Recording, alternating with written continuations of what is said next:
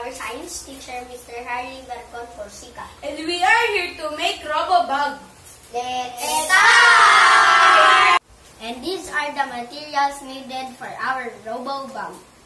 Glue stick, glue gun, Safety pins, battery,